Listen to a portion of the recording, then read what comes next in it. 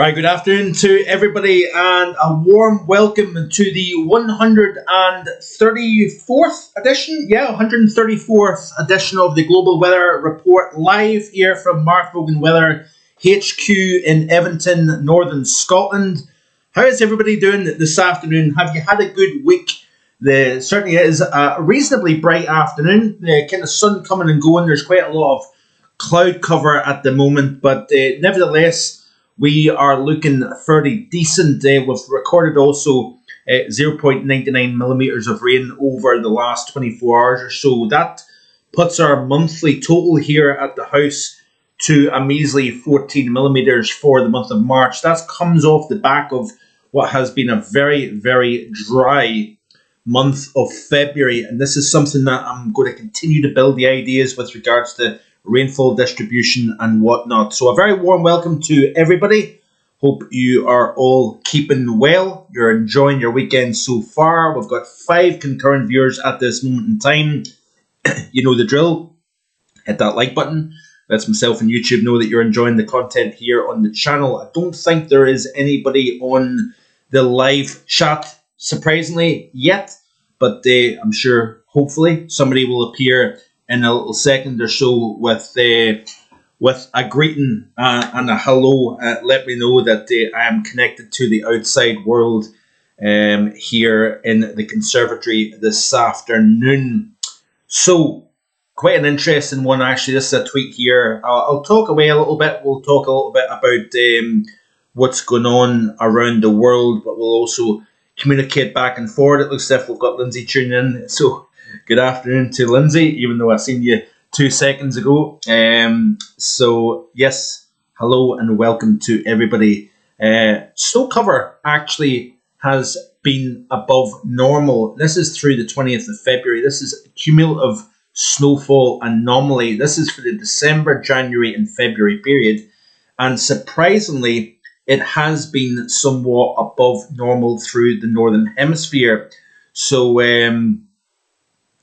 yes, Lindsay says, for a change, I'm home. Yeah, because you're normally working back shift, aren't you, Lindsay? So, yeah, it's good to have some company this afternoon. I've been on my lonesome for a few afternoons on a Sunday now, hence why we had the 7 p.m. live stream last week. But it's back to 4 p.m. since the good lady is home this afternoon. Good afternoon to Adam Blunston. We have life out with the Vogan household. It is good to see somebody appearing. Hey all, and hey Mark, what are the ideas for this upcoming summer season? Well, that would certainly be giving it all away, Adam. But yeah, my thinking kind of at this moment in time is very, very primitive. We've obviously got a long way to go, but it's difficult to kind of pinpoint at the moment, Adam, in any great shape or form what I think the summer is going to do.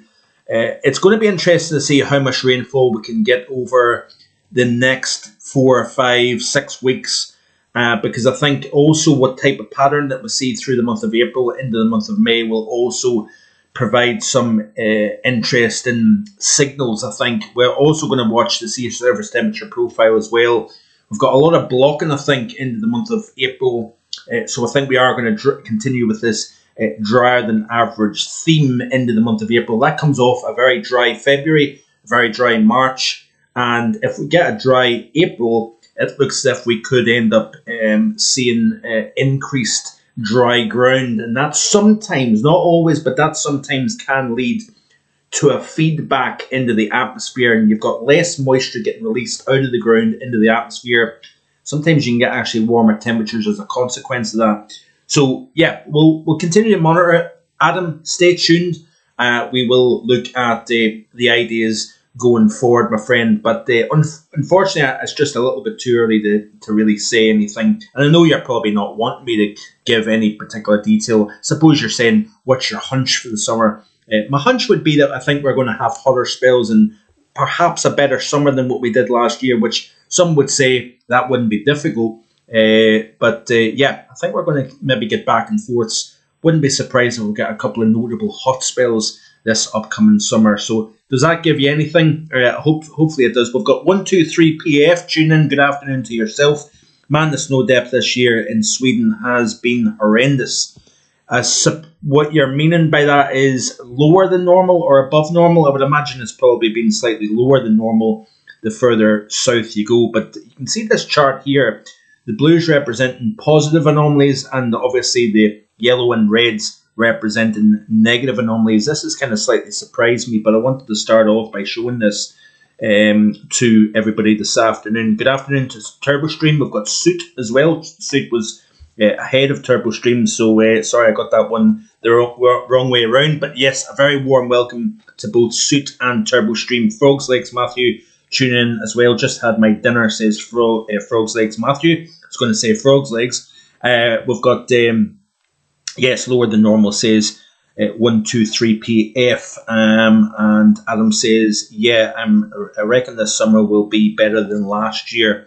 Yeah, certainly was quite an unsettled and relatively cool summer. It was the coolest summer since 2015, but yet again, it depends on what climatology you look at. Over the last 30 years, it actually wasn't a particularly notable cold summer, but if you look at the most recent 30 years, it was cooler than the previous 30 years. Certainly, it was.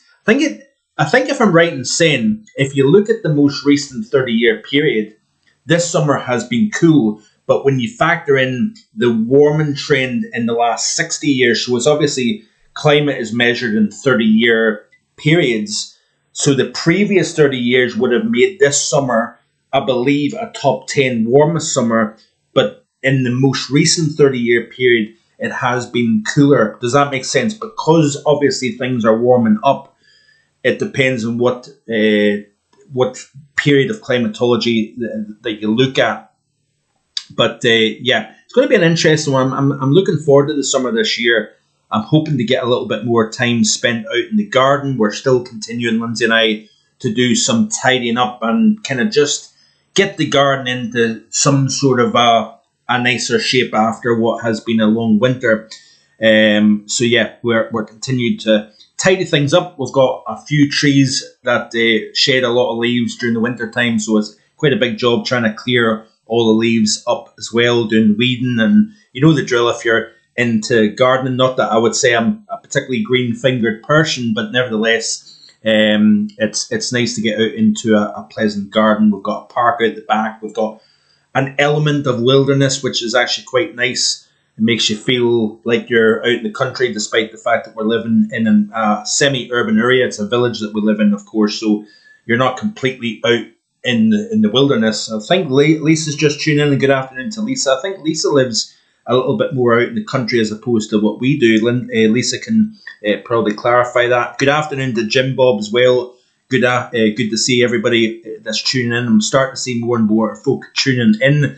I got a little bit of a fright there for a little while because I didn't see anybody appearing at 5 concurrent viewers, and I thought, is this going to be one of those ones that nobody wants to tune in to listen to my waffling on this afternoon? But hi all, sorry I'm late. Stuck to phone attendance as home power out.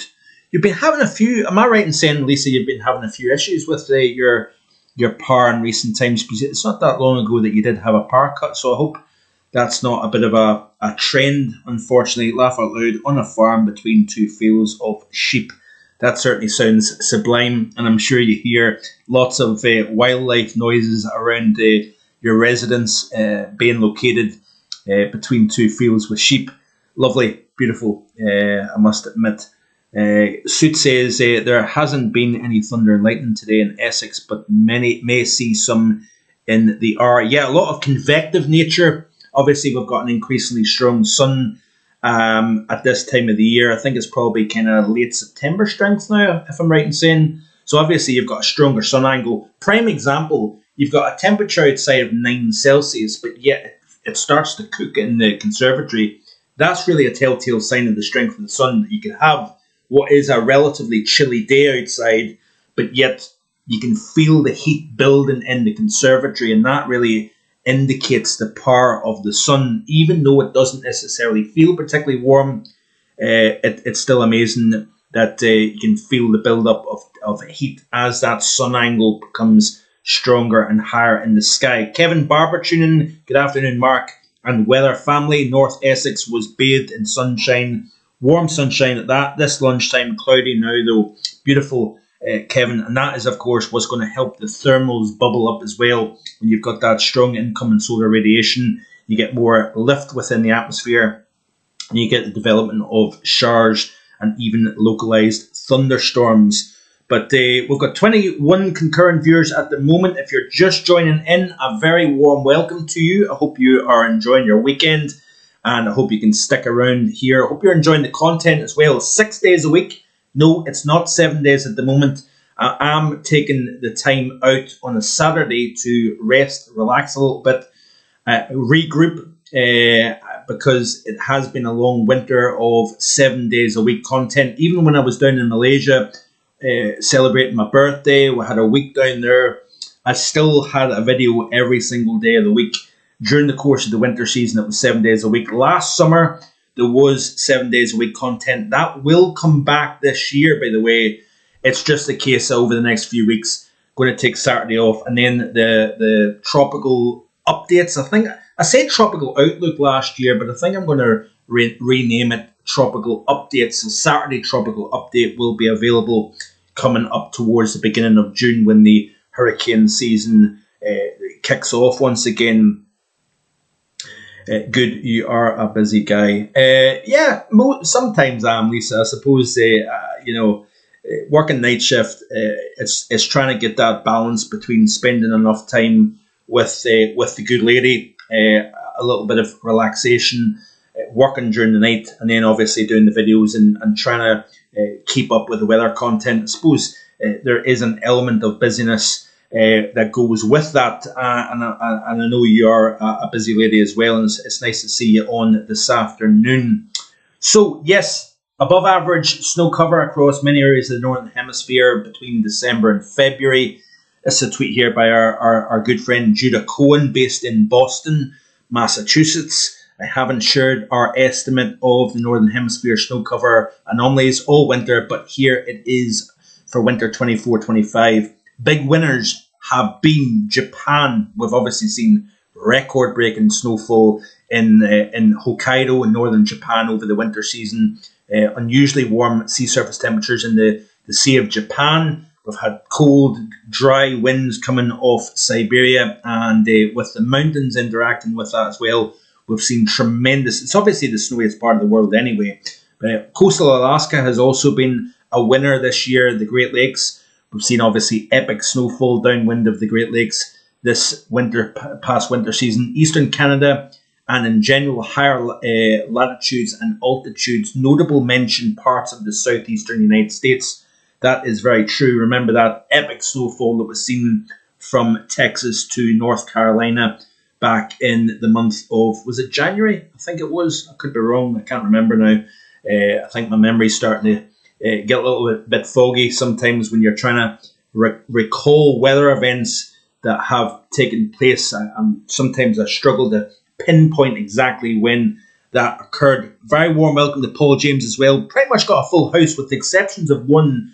It looks as if all the moderators are on board this afternoon. A very warm welcome to the moderators, and also a very warm welcome to the wider audience. I hope you're enjoying the content here on the channel. Lots and lots of content to come in the coming weeks. Building the summer forecast, I've already said that I think we are going to see the potential of hotter and possibly a better summer overall compared to what we've seen last year. My hunch would be that we still have a little bit of a mixed summer. I think we're going to see swings back and forward, but I think we could see a few notable hot spells this upcoming summer season. But rainfall has been on the low end over recent weeks, and I think as we look at the month of April, we're going to be talking about the month of April in much more detail this upcoming work week, because the outlook will be released towards the end of this working week, so stay tuned for that. But that could lead into quite a lot of significance with regards to the ideas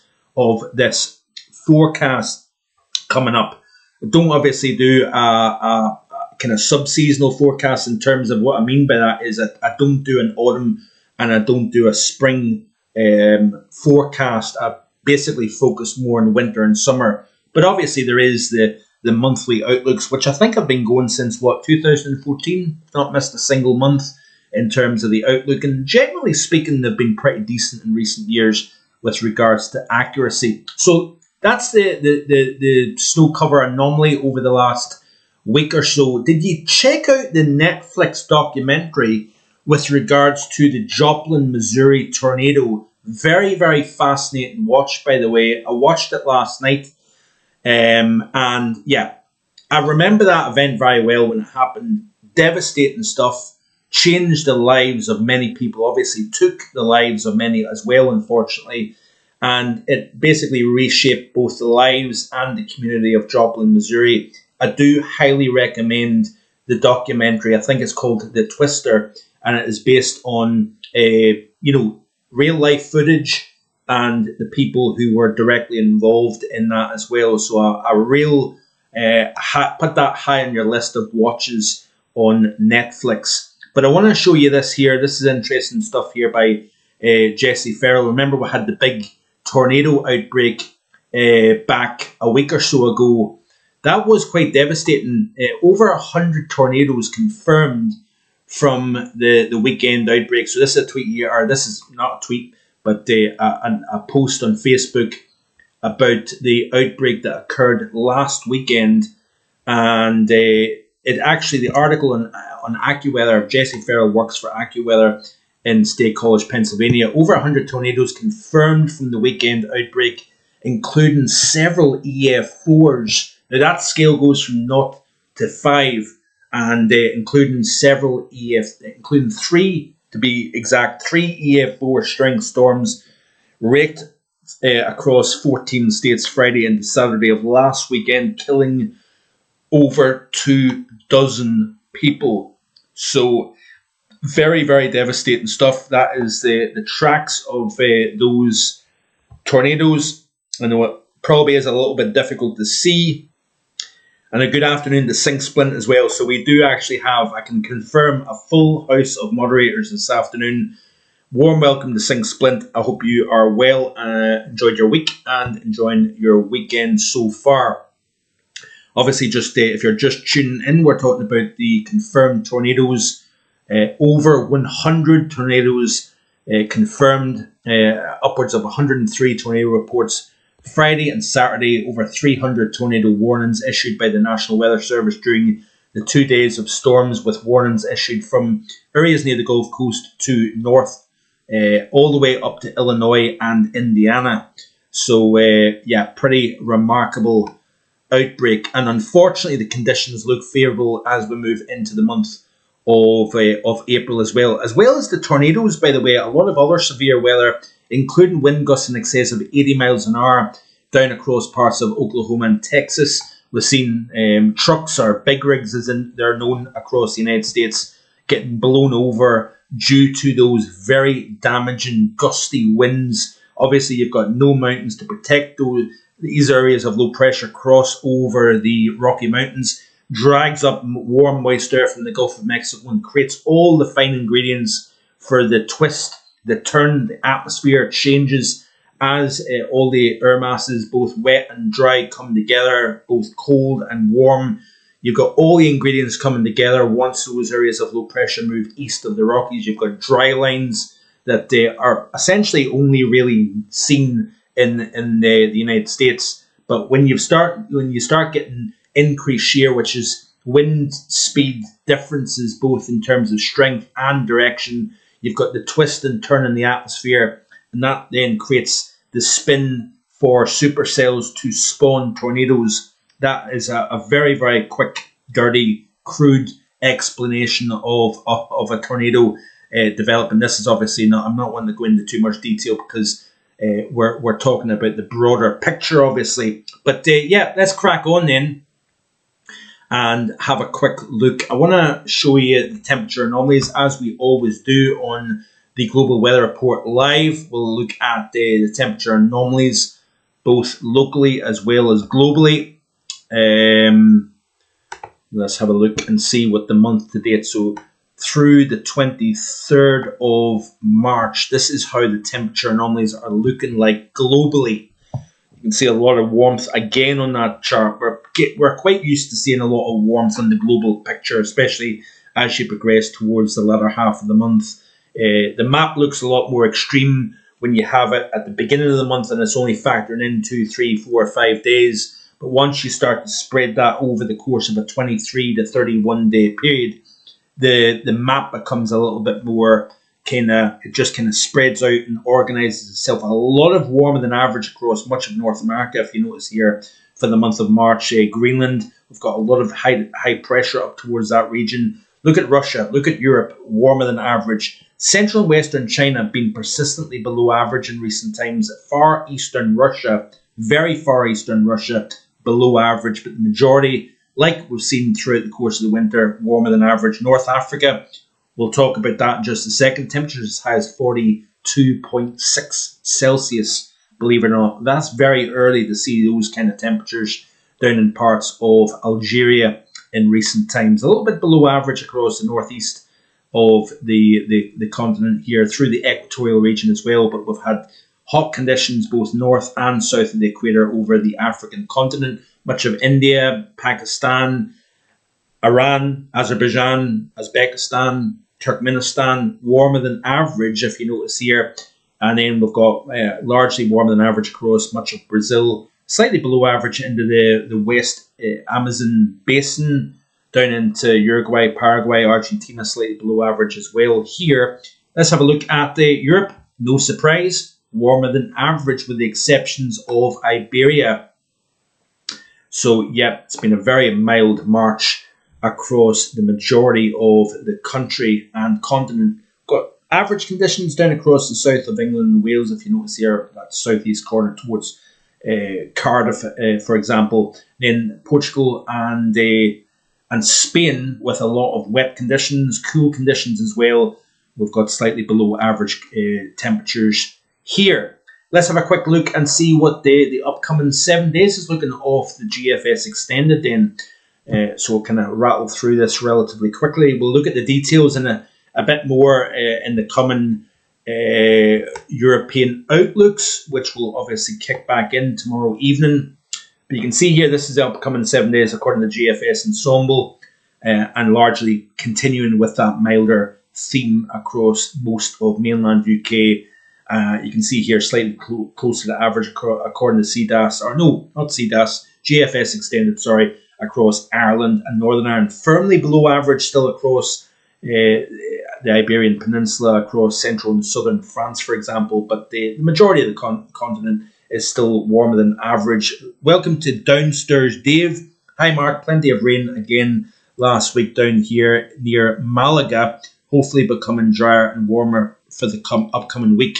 Yeah, we'll look at that in a little second, Downstairs Dave, but it is good to see you, my friend. Yes, you've certainly had a lot of wet weather. We have been very dry up here across the UK, with the exception of the last day or so. We've obviously had more in the way of rain. We've had lower pressure. That low actually that affected you, Dave, down across Iberia, being kind of drifting a little bit further north up into the UK and Ireland, destabilising the air. And when you've got the combination of sunshine and cooler in the mid and upper levels, lower pressure, that allows the lift within the atmosphere to generate showers and some localised thunderstorms.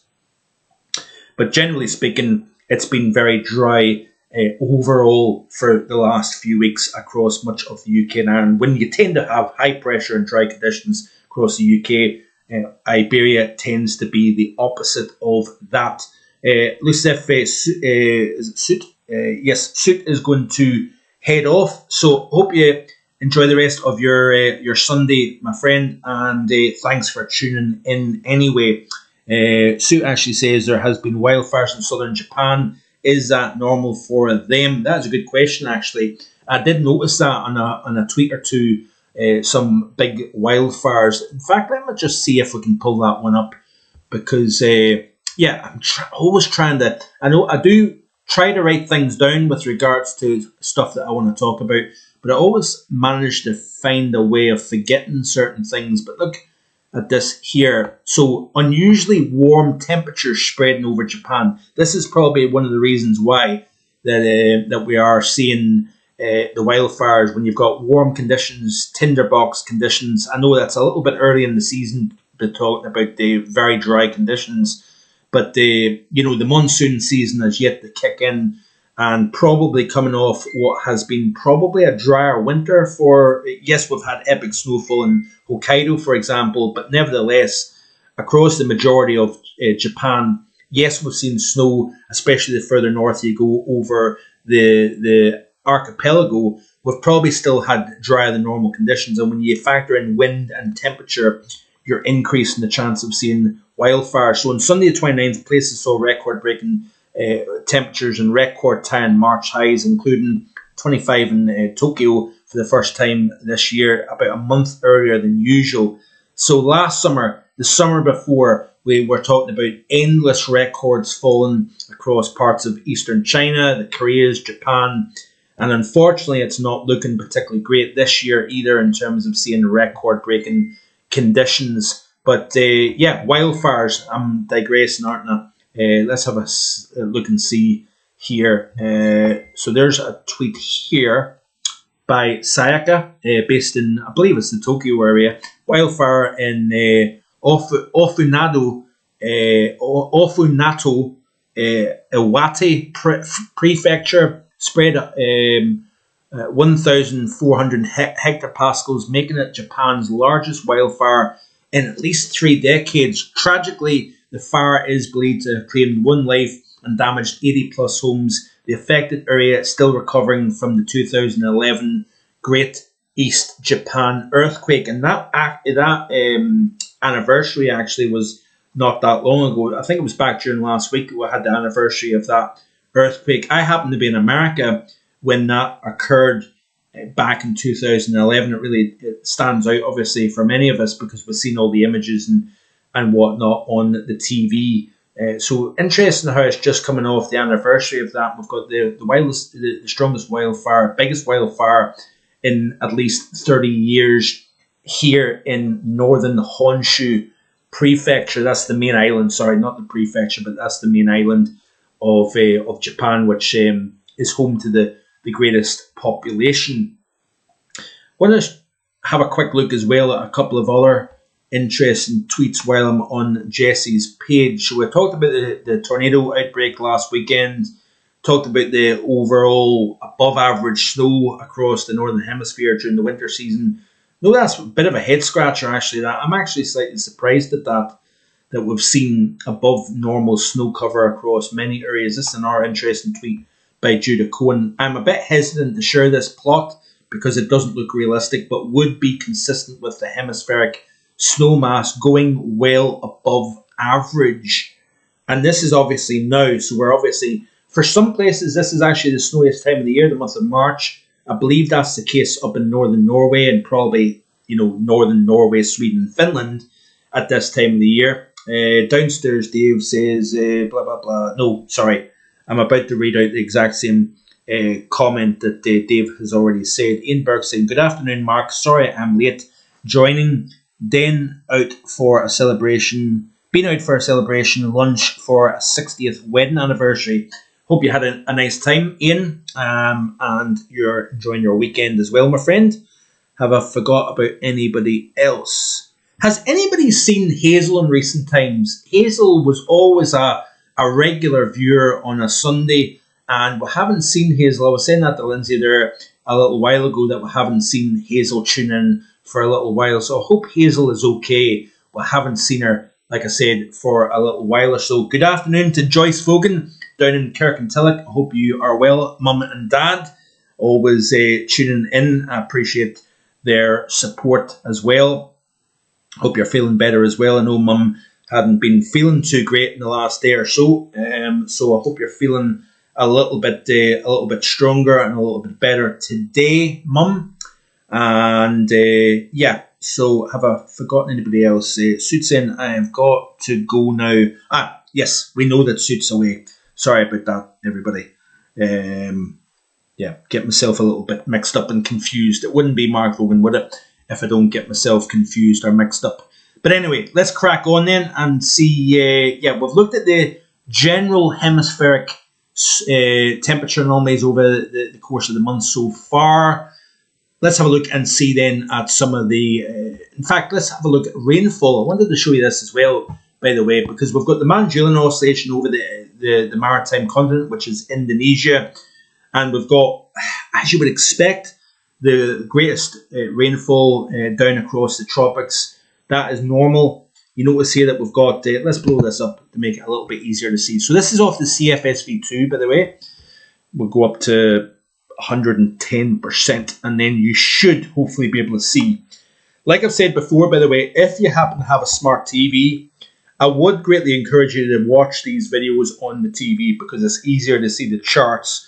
Unfortunately, as a caveat to that, then you have to put up with my face a little bit closer up, which is never a good thing. But yeah, if you can watch it on the TV, I suggest you do so because it's easier to see the charts. So yeah, we've also got David Vogan tuning in. Good afternoon to David. Hope you are well. Hope the service went well this morning as well. We've also got Kevin Barber tuning in. Harwich received 1 centimetre of snow all winter. Yes, pretty measly amount of snow, especially the further south you go over the UK, it has to be said. Now, like I said, back to the case in point, CFSV2, upcoming 7-day rainfall anomalies. And you can see here, look, central and eastern Indonesia in particular, northern Australia has been picking up a lot of rainfall, record-breaking rainfall in Townsville, Queensland, for example. We've also got the threat of a few cyclones in the northern portions of the country as well. And obviously with the Magellan Oscillation, that enhanced area of convection over a given area, that also encourages tropical cyclone activity. If it's in an appropriate area, you get enhancement of cyclogenesis as well. But you can see here that the greatest anomalies anywhere on the planet is over eastern Indonesia and also northern Australia. It's been very, very wet here. Central areas of Europe here, including the Balkan region, is wetter than average over the next 7 days. We've got drier than average across Turkey.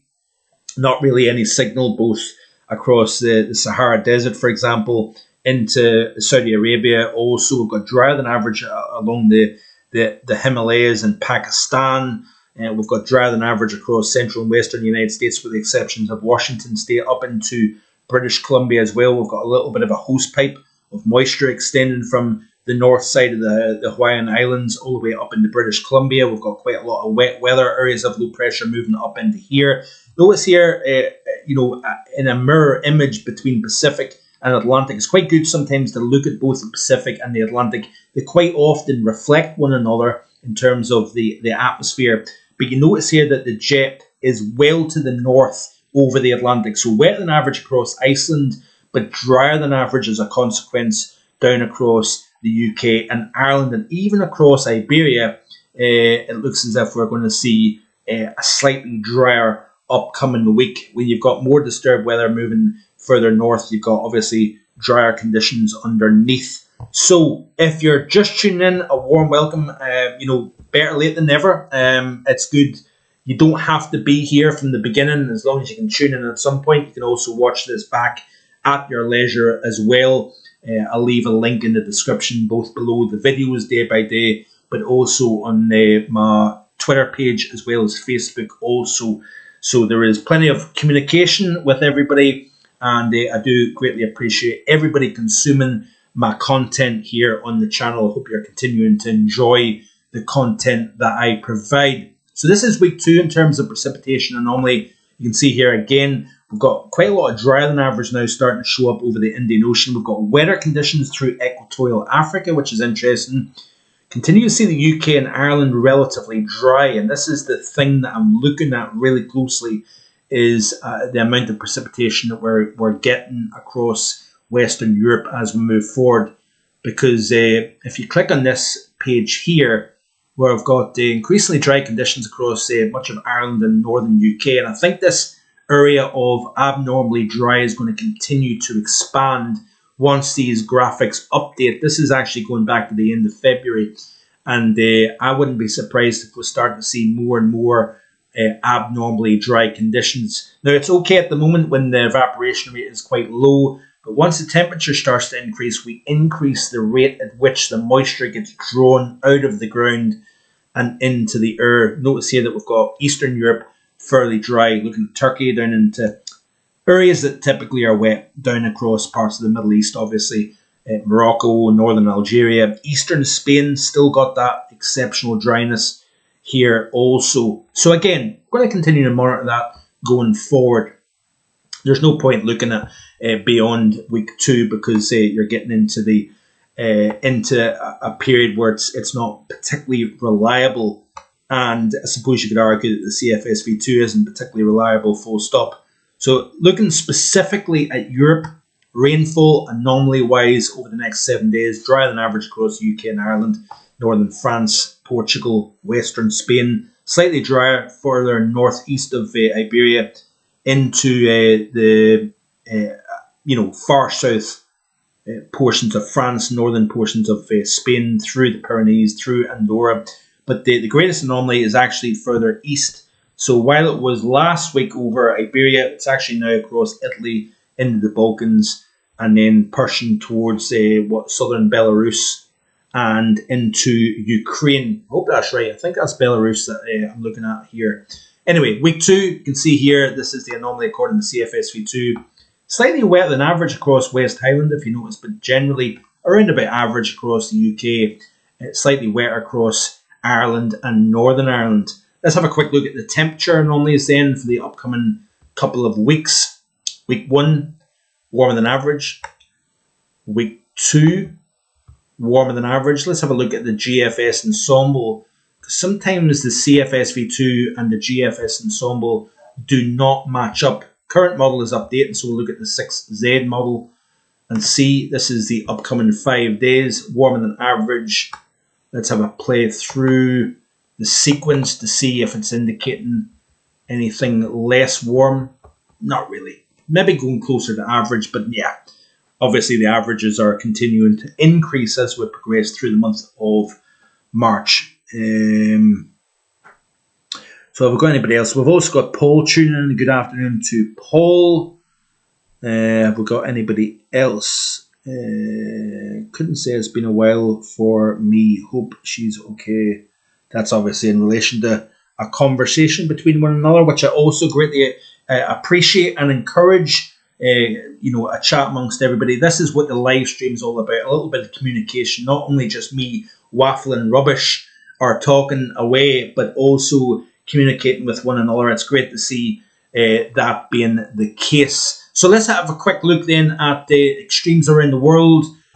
Let's have a look at the flood situation, because obviously the title does highlight major floods, but we've also got the major wildfires to speak about as well. So this is a situation, I think, in not so much Japan, but actually Korea. Wildfires claim 4 lives across South Korea. Tragic loss, 4 firefighters killed battling nationwide fires, prompting government disaster declaration. That is very, very sad to hear about the loss of 4 firefighters. Major wildfire in the, I'm not going to pronounce that name, continues since March 21st. 260 residents evacuated. So yeah, not just Japan, but it also appears to be South Korea. We're seeing major wildfires taking place as well. So very, very sad to see that, it must be said. So that's the South Korea. This is Japan, and you can see here that we've got the nasty scenes coming out of here. And then this is the situation down across parts of Brazil. Powerful storm swept through this given city, causing widespread destruction and chaos. So let's have a look and see this here. Is this on mute? I think the actual laptop is on mute. That doesn't matter. You can still see the images anyway. We don't necessarily need to hear what is exactly going on. You can see it for yourself. This is Genoa in Italy. So obviously a lot of the unsettled weather that was across Iberia now pushed into central areas of the Mediterranean basin. So nasty conditions here. We're seeing this more and more in recent springs when you've got this kind of blocking type weather pattern. A lot of dry conditions across the heart of Europe, abnormally low humidity. I did record back during the week my lowest humidity here at the house, which is about 30%, which doesn't sound like a particularly low humidity, but yeah, it's generally in the 40, 50, 60% range, even on a dry day. So getting down to 30%, well, I've looked through my records, which is only about 2.5 to 3 years in length, so it's obviously quite a short period of record, but it was the driest that I had recorded here at the house. But yeah, when you've got these dry, stable, high pressure systems, you've got these undercutting areas of low pressure that move through the Mediterranean and create flash flooding, unfortunately, as a consequence. Beautiful scene here of a volcano in Indonesia. Where's this here? This is the Piedmont Mountains in Italy. So while we've got obviously flash flooding in low elevations, we've got heavy snowfall, lo and behold, across higher terrain up in the mountains of Italy. So beautiful wintry scenes here. Again, this is a province in South Korea. I believe it's South Korea. Anyway, devastating wildfires, deadly wildfires, and very destructive also, unfortunately. So yeah, I'm trying to see where this is. It looks like India. Is it wildfires? 60 hailstorms in one district with 7 seriously hospitalized, 600 plus homes damaged in India. And obviously the heat is building. We're going to see that pre-monsoon heat continuing to increase in intensity as we move into the month of April and May. We'll look at the current temperatures in just a second, if I can remember that is. This was the scene in parts of Namibia with heavy flooding rainfall. This looks as if it's a flooded supermarket in Namibia. So yeah, lots of flooding in various parts of the world. We'll continue to skip through. We obviously did see record rainfall across northern portions of Australia. Let me just see here where this is. This is parts of Argentina. So yeah, Brazil, Argentina, some major flash flooding as a consequence. We obviously seen some videos coming out of Spain and Portugal last weekend of the heavy flooding. We've also seen parts of Saudi Arabia hit by heavy flooding, and this is the Riyadh area of central Saudi Arabia that has been hit some pretty strong thunderstorms actually. Genoa flooding is epic. Friends sending pics to us, says Lisa. So yeah, some pretty nasty conditions, it must be said. Have I said hello to TurboStream? I think I have. Yeah. If I haven't, again, I think I'm starting to lose it a wee bit. So if I haven't already done so, warm welcome to TurboStream. If I have said it, I do apologise. I may have actually already said it. I'm not sure. But yeah, hey, it's live stream. You're allowed to muck things up a wee bit. So yeah, Indonesia. This is Central Java then. And again, because of the Madden-Julian oscillation over this part of the world, that enhances the thunderstorm activity and increases flash flooding. We've seen it up in Malaysia as well, just to the north of Indonesia. This is the Pura Bengaluru region. I know what I'm trying to say, but this is a part of India. Again, probably aided somewhat by that eastward progression of the MJO. Again, severe thunderstorms through many parts of India. This is Iran.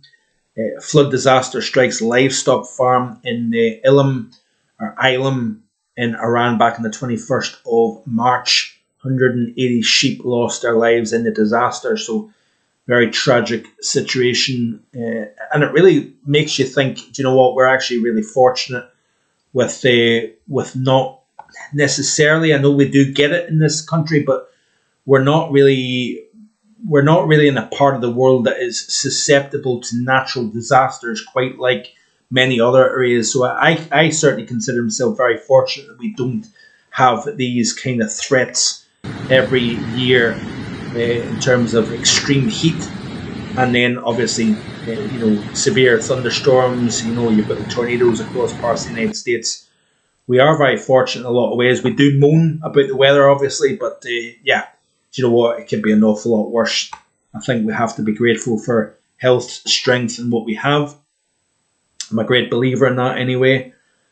Paul James saying a lot of extremes going on. Yeah, Paul, pretty nasty situation in many areas. This is across southern Spain. This was back on the 20th of March.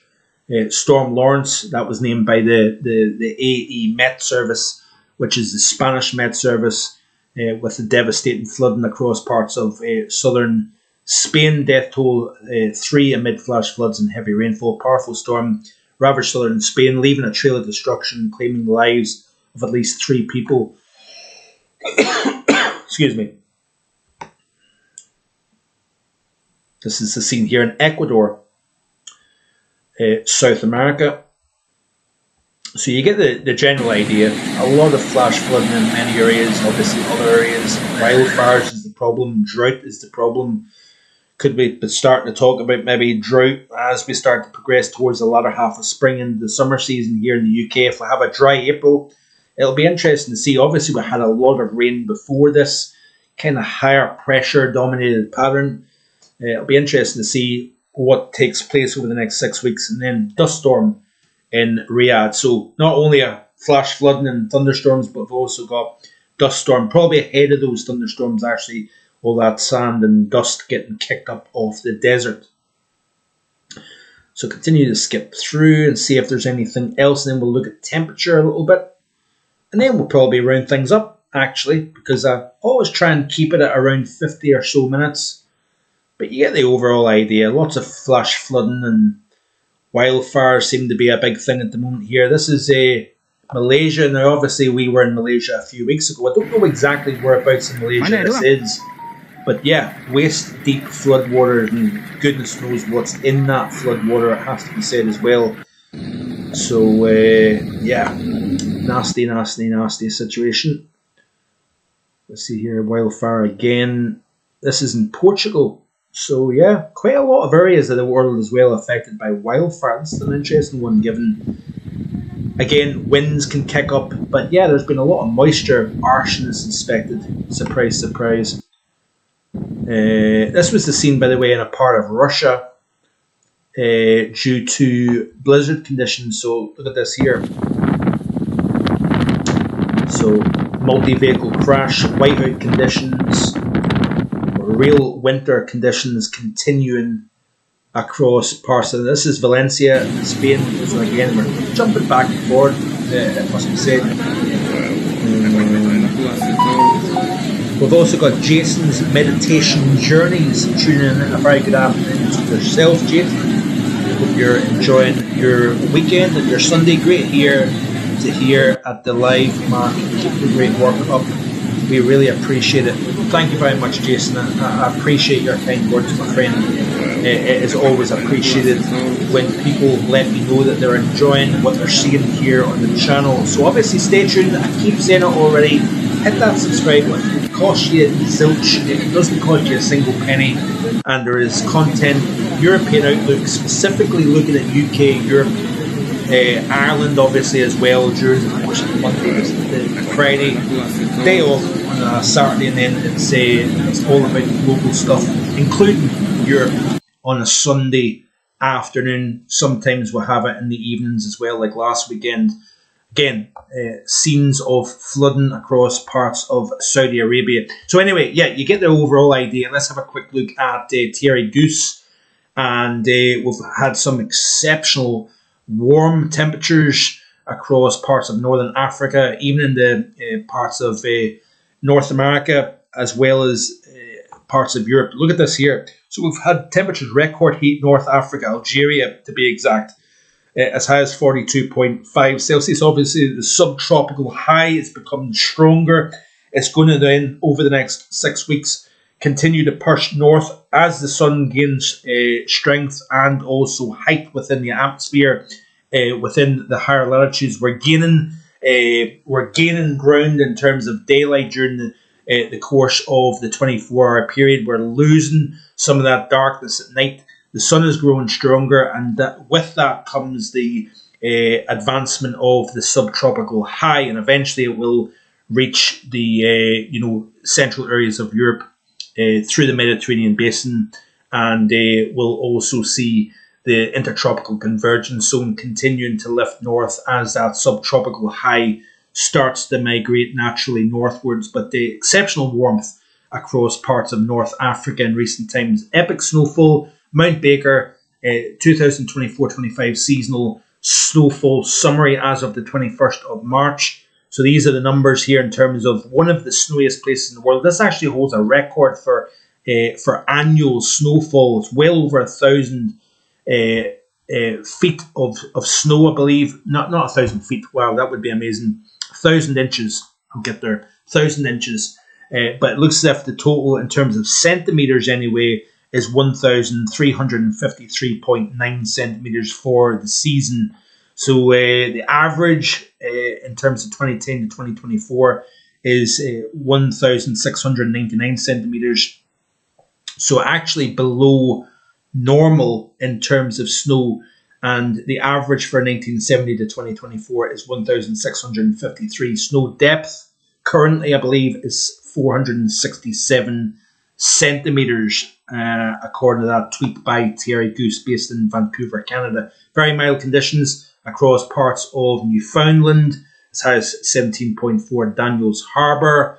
Let's skip through here. Record-breaking temperature in Algeria, 42.6. I believe that's a March record for the country.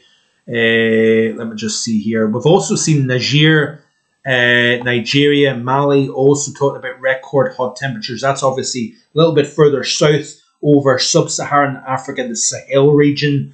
This is usually where you're getting the hottest conditions so far. Then that convergence line moves up into this region. We'll start to see seasonal rains taking place. But this is generally a very, very hot time of the year in the sub-Saharan region of Africa. The Sahara itself is yet to see the hottest conditions. That will move in during June, July, August, obviously.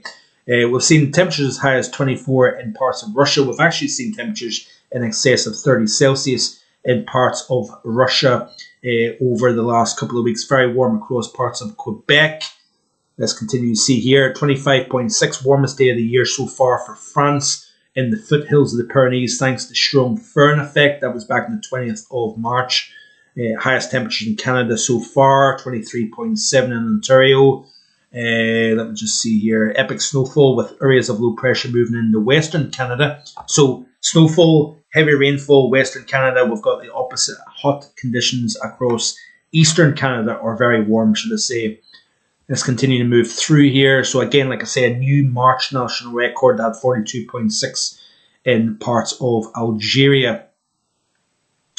Again, like I said, Niger, Mali, 44.7, 44.2 Celsius respectively. Burkina Faso, also 44.1.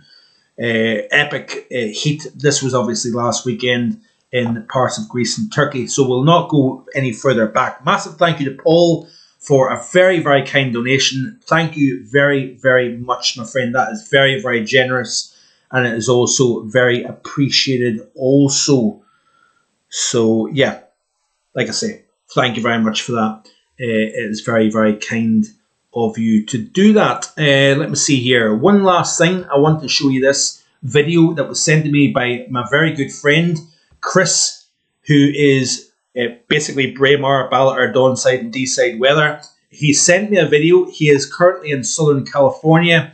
And just bear with me a little second while I pull this video up. He recorded out of the plane. So whereabouts was this? Just past the Great Lakes.